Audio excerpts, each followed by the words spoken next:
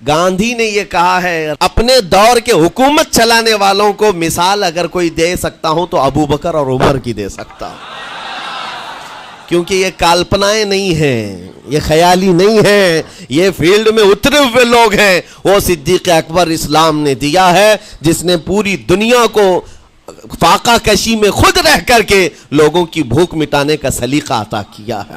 اس عمر ابن خطاب کو اسلام نے دنیا میں پیش کیا ہے جس عمر فاروق کا حال یہ ہے پورا مدینہ رات کو سوتا ہے اور یہ خلیفہ وقت گلیوں میں گشت کر رہا ہوتا ہے کہ کوئی بھوکا نہ سو رہا ہو۔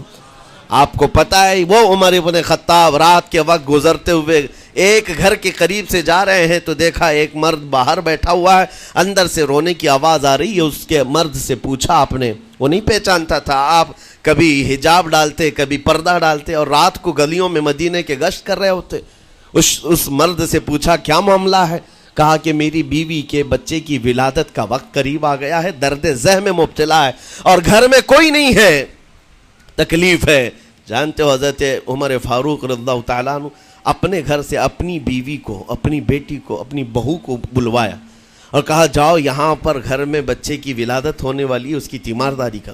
صبح تک خلیفۃ المسلمین کے گھر کی عورتیں ایک غریب کے گھر کی عورت کی تیمارداری کر رہی ہیں۔ جب بچے کے ولادت کی آواز آئی سب سے پہلے مبارکبادی دینے والے عمر ابن خطاب ہیں۔ اس سے کہتے ہیں بھائی تمہیں مبارک ہو، اللہ نے بیٹا عطا فرمایا۔ وہ خوش و خرم ہے کہ میرا کوئی رشتہ دار نہیں ہے، اجنبی رات کو آیا ہے اور مجھے مبارکبادی بھی دیا، میرے گھر کے سارے کام کاج بھی اٹھا لیا اور اپنی پیٹھ پر گھر سے بوریا لا کر کے آٹے اور راشن کا اس گھر میں پہنچایا اور کہا خوش و خرم رہو، اللہ نے تمہارے گھر میں برکت دی ہے۔ صبح اٹھ کر کے وہ لوگوں کو بتا رہا ہے اللہ نے رات کو ایک عجیب فرشتہ بھیجا، میرے گھر میں اکیلی عورت تھی، درد ذہ میں مبتلا تھی، 3 عورتیں بھی آئی اور ایک مرد بھی آیا، رات بھر میرے ساتھ بیٹھا رہا، مجھے کھلایا پلایا بھی، میرے گھر کی تیمارداری بھی کر کے گیا۔ لوگوں نے کہا جانتے ہو کون تھا؟ وہ عمر ابن خطاب امیر المومنین تھے۔ دنیا کو یہ سیاست کا سلیقہ دینے والا اسلام کا وہ عظیم سپہ سالار ہے۔ آج بھی آپ کو میں بتاؤں اٹلی میں اور ڈنمارک میں اور کچھ کنٹریز میں ایک دن منانے کا پرستاؤ پیش کیا جا رہا ہے۔ یہ نہیں کہہ رہا ہوں ریچرڈ کا یا ریمونڈ کا، کوئی جو بڑے بڑے ان کے سپہ سالار ہیں ان کا ایک دن منایا جائے گا جن کو مطلب کوئی بہت بڑا نوبل پرائز ملا ہو۔ میں یورپین کنٹریز کی بات کر رہا ہوں جہاں وہ اپنے بادشاہوں کے پیدائش کا دن یا ان کے کسی اینیورسری کو منانے کا پرستاؤ نہیں پیش کر رہے ہیں، بلکہ یورپ کی یہ 2 کنٹریاں ہیں جو یہ پرستاؤ پیش کر رہی ہیں کہ سال میں ایک دن ایسا منایا جائے جس کا نام صلاح الدین ایوبی ڈے ہونا چاہیے۔ یہ ہم نہیں کہہ رہے ہیں، دنیا آج بھی اس بات کو تسلیم کرتی ہے، صلاح الدین جیسا جرنیل دیکھا نہیں ہے۔ عزیزان گرامی وقار، یہ چند مثالیں میں آپ کے سامنے رکھا اور اس کے بعد پھر میں تمہیں جھنجھوڑ کر پوچھتا ہوں، اپنے دل پر ہاتھ رکھ کر کے بتاؤ اسلام سے اچھا کوئی راستہ ہے؟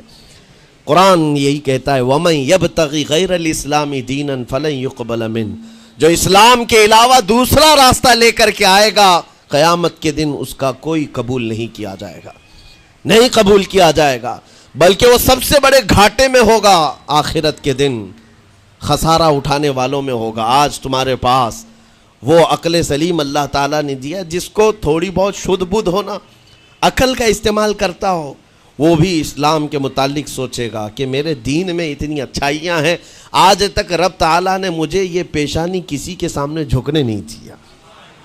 کہیں جھکاتے ہو؟ ارے کھانا کھاتے ہیں، کھانا تو روزانہ ضروری ہے، اور رزق کے معاملے میں تو لوگ ایسے، دنیا کہتی ہے پیٹ پوجا، ہم پیٹ پوجا نہیں کہتے۔ کھانے کے لیے بعض لوگ کہتے ہیں نا پہلے پیٹ پوجا ہو جائے، پوجا کا لفظ ہی ہم استعمال نہیں کرتے۔ کھانا برتن میں رکھا ہوا ہے، آپ کے گھر میں کھانا لا کر کے دیا جاتا ہے تو کیا آپ سر جھکا کر چاٹ کے کھاتے ہیں یا لقمے اٹھا کر ہاتھ سے کھاتے ہیں؟ ہاتھ سے کھاتے ہیں۔ باقی جانوروں کو دیکھو، بکری کھاتی ہے منہ جھکا کر کھاتی ہے، بیل بھینس وغیرہ سب سر جھکا کر کے کھاتے ہیں، رزق کو چاٹ کے کھاتے ہیں، ان کا سر جھک جاتا ہے۔ لیکن تمہارے سر کو رب نے اتنا محترم رکھا کہ روز جو تمہیں رزق کی ضرورت ہے اس کے سامنے بھی مت جھکاؤ۔ سر جھکانا ہے تو رزق کے سامنے نہیں، رزاق کے سامنے جھکایا جائے۔ تمہاری پیشانی کو محترم رکھا گیا ہے کہ تم جھکو گے تو کس کے سامنے؟ صرف رزاق جو ہمارا پالنہار حقیقی ہے. اور حد تو یہ ہے میرے عزیزو، یہ دنیا کی واحد قوم ہے، یہ واحد مذہب ایسا ہے، یہودی ہوں، عیسائی ہوں، ہندو ہوں، کوئی بھی ریلیجن آپ لے کر کے آئیں، جس کو وہ بہت زیادہ مانتے ہیں یا جس کو گاڈ کہتے ہیں یا جس کو بھگوان کہتے ہیں، ان کی صورت بھی ہوگی، مورت بھی ہوگی، اور سامنے دیکھتے ہیں اور جھکتے ہیں، عبادت کرتے ہیں. لیکن تنہا مسلمان ایسے ہیں، کروڑوں مسجدیں ہوں گی، کہیں خدا کی کوئی تصویر دیکھا ہے؟ کہیں مسجدوں میں خدا کا کوئی مورت یا صورت بنائی ہوئی دیکھا ہے؟ نہیں ہے. یہ واحد قوم ہے جو بن دیکھے مولا کی بارگاہ میں سجدے میں جھک جاتی ہے. صرف بات اتنی ہے کہ ان کو یہ کہنا پڑے گا، اگر میں کہوں میرے نام پر آ جاؤ جھک جاؤ، نہیں، کوئی نہیں جھکائے گا. ہاں، یہ کہنا پڑے گا امام کو بھی، اللہ اکبر، اللہ سب سے بڑا ہے. پھر کوئی پیچھے کھڑا ہوا یہ نہیں پوچھتا کہ کس نے کہا، کون پکار رہا ہے، پیشانی لے جا کر زمین پر لگا دیتے. کیوں؟ ہماری پیشانی خالص اللہ کے لیے ہے. میرے عزیزو، یہ وہ پرائیورٹیز ہیں اور یہ اسپیشلٹی ہے آپ کے اس کمیونٹی کی، جس کو مجھے آپ کے سامنے رکھنا ہے. اتنی سارے اچھے گلشن کو چھوڑ کر اگر کوئی بربادی کی طرف جائے تو پھر سوائے بدنصیبی کے کیا ہے اس کے پاس؟ جس کو اللہ تبارک و تعالی وعدے کیا ہو کہ تم اپنی جان اور اپنے مال کے بدلے مجھ سے جنت خرید لو، جہاں پر سارے اخلاق و کردار اور دنیا کی سب سے اعلیٰ اخلاق تمہیں سکھانے کے دعوے کیے گئے ہوں، وہ چھوڑ کر کے اگر دنیا کہیں اور جائے تو پھر تمہاری یہ ہرما نصیبی ہے. ایک بات میں آپ کو بتاؤں، سکسیس کس کو کہتے ہیں؟ کامیابی. اور ہر کوئی یہ کہتا ہے کہ مجھے سکسیس کی طرف سفر کرنا ہے. 10ویں پاس نوجوان کو بھی پوچھیں کہ کوئی بھی کورس کر رہا ہے، آگے جا رہا ہے، کیوں جا رہا ہے؟ کچھ سکسیسفل لائف گزارنا ہے، کامیاب زندگی گزارنا ہے، اس کے لیے دروازے کھٹکھٹا رہا ہے. تمہیں پتہ ہے ان مسجدوں کے میناروں سے جو آواز گونجتی ہے اذان کی، اس میں ایک لفظ آتا ہے، سارے لفظ تو آپ کو یاد ہوں گے، اللہ اکبر بھی کہا جاتا ہے، اشہد ان لا الہ الا اللہ بھی، اشہد ان محمد رسول اللہ بھی ہے. اس کے بعد ایک لفظ پکارتا ہے مؤذن، حی علی الصلاۃ. حی علی الصلاۃ کا مطلب ہوتا ہے آؤ نماز کی طرف، آؤ نماز کی طرف. اس کے بعد ایک اور لفظ پکارتا ہے حی علی الفلاح، جس کا معنی معلوم ہے آپ کو؟ مؤذن یہ کہتا ہے آؤ کامیابی کی طرف، آؤ کامیابی کی طرف. ٹوٹل یہ دن میں 10 بار مؤذن پکارتا ہے. فجر میں 2 بار، ظہر میں 2 بار، عصر میں 2 بار، مغرب میں 2 بار، عشاء میں 2 بار. کتنی مرتبہ پکارا؟ 10 بار پکارا تمہیں، آؤ کامیابی کی طرف.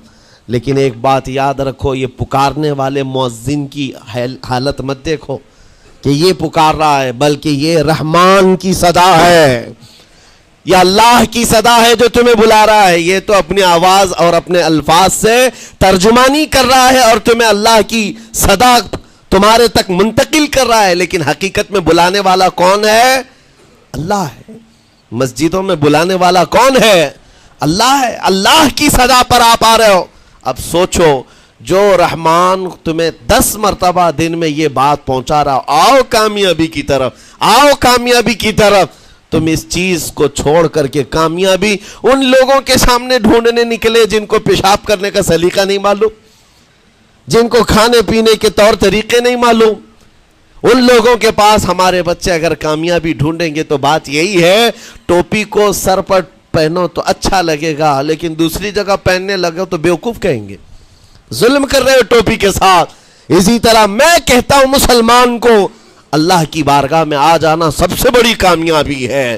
اور اگر دوسروں کے ہاں در در بھٹکتا ہے تو گویا کہ اس نے اپنی حیثیت کو ہی گرا دیا ہے. اسی لیے اقبال نے کیا کہا تھا، بہت اچھی بات، کہ وہ ایک سجدہ جسے تو گراں سمجھتا ہے. گراں کا مطلب کیا؟ بھاری. ایک سجدہ کرنے میں تو بھاری پن محسوس کرتا ہے. وہ ایک سجدہ جسے تو گراں سمجھتا ہے، ارے 1000 سجدوں سے دیتا ہے آدمی کو نجات. در در جھکنے سے تو تمہیں بچا لیتا ہے. اس کے سامنے بھی جھکا، نیتا کے سامنے بھی جھکا، سیٹ کے سامنے بھی جھکا، پولیس کے سامنے بھی جھکا، جج کے سامنے بھی جھکا، سب کے سامنے جھک رہا ہے. ایک سجدہ یہاں کر لے، مولا ہر سجدے سے تجھے آزاد کرتے. یہاں جھکنے والا پھر کہیں اور نہیں جھکتا. ہاں اسی لیے شاعر نے کہا ہے